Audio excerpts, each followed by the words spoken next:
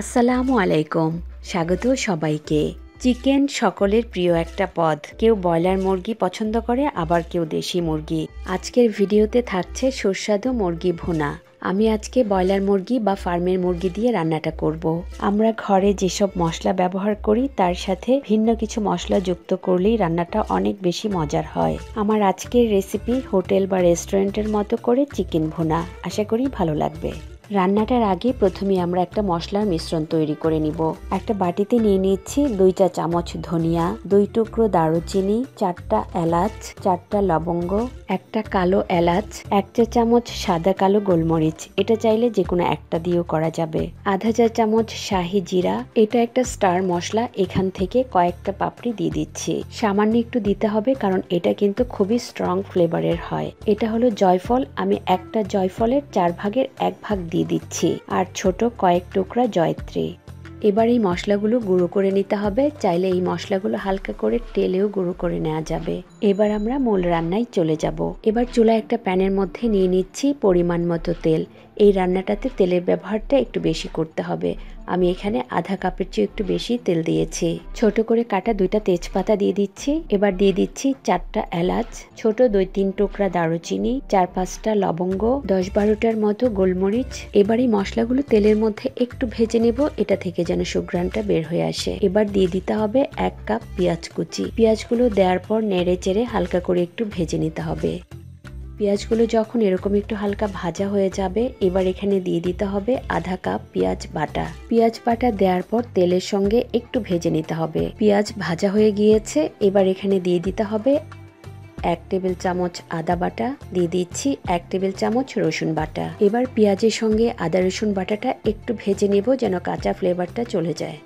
বাটা মশলাগুলো যখন খুব সুন্দরভাবে ভাজা হয়ে যাবে, এবার এখানে দিয়ে দিতে হবে গুঁড়া মশলা। দিয়ে দিচ্ছি 1.5 টেবিল চামচ মরিচের গুঁড়া, আধা টেবিল চামচের মতো হলুদের গুঁড়া, আধা টেবিল চামচ ধনিয়া গুঁড়া, আর আধা টেবিল চামচ জিরার গুঁড়া। এবার সামান্য একটু পানি দিয়ে মশলাগুলো খুব ভালো করে কষিয়ে নিতে হবে। মশলাগুলো কষিয়ে নেওয়ার জন্য প্রয়োজনে আরো একটু পানি দিয়ে মশলাটা কষিয়ে নিতে হবে। আমি এখানে মশলাগুলো প্রায় 7-8 মিনিটের মতো খুব ভালো করে কষিয়ে নিয়েছি।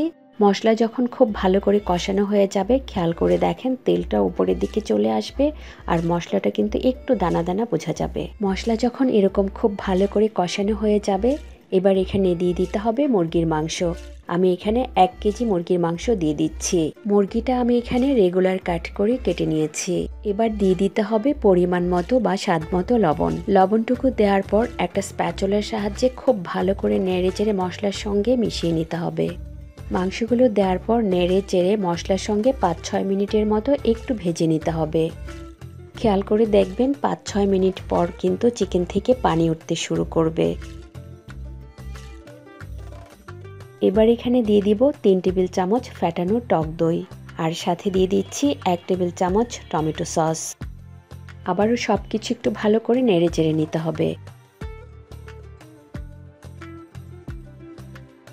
এবার আমরা এখানে যে একটা স্পেশাল মশলা করেছিলাম সেই মশলাটুকু দিয়ে দিচ্ছি। আমি এখানে সবটুকু মশলা দিচ্ছি না, একটু মশলা রেখে দিচ্ছি যেটা আমরা রান্নার পরবর্তীতে ব্যবহার করব।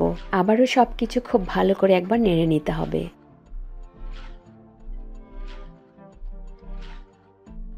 এবার হাঁড়িটা ঢাকনা দিয়ে ঢেকে 8-10 মিনিটের মতো রান্না করে নিব।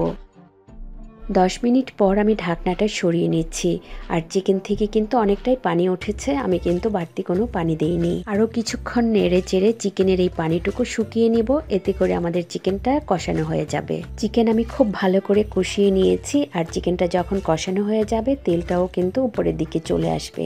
এবার এখানে গ্রেভির জন্য দিয়ে দিতে হবে পরিমাণ মতো পানি। আমি যেহেতু হালকা একটু ঝোল রাখবো, তাই আমি এখানে ফোটানো 2 কাপ পানি দিয়েছি। এই পর্যায়ে লবণ যদি কম হয়ে থাকে তাহলে লবণটা ঠিক করে নিতে হবে। আমি এখানে সামান্য একটু লবণ দিয়ে দিচ্ছি।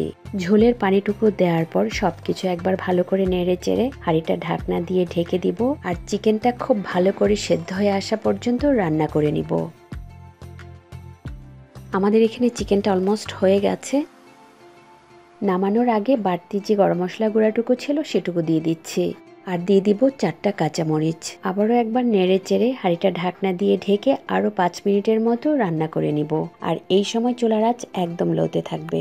এই চিকেন রান্নাটা স্বাদে ঘ্রাণে অতুলনীয়। এটা গরম গরম ভাত, রুটি, পরোটা অথবা পোলাওয়ের সাথেও পরিবেশন করতে পারেন। আশা করি আজকের এই রেসিপিটি আপনাদের ভালো লেগেছে। ভালো লাগলে লাইক এবং কমেন্ট করে আমাকে জানাতে পারেন। এইরকম আরো নিত্য নতুন রেসিপি পাওয়ার জন্য আমার চ্যানেলটি সাবস্ক্রাইব করে রাখতে পারেন। আবারও কথা হবে নতুন কোনো রেসিপি নিয়ে। সেই পর্যন্ত সবাই খুব ভালো থাকবেন, সুস্থ থাকবেন। আল্লাহ হাফেজ।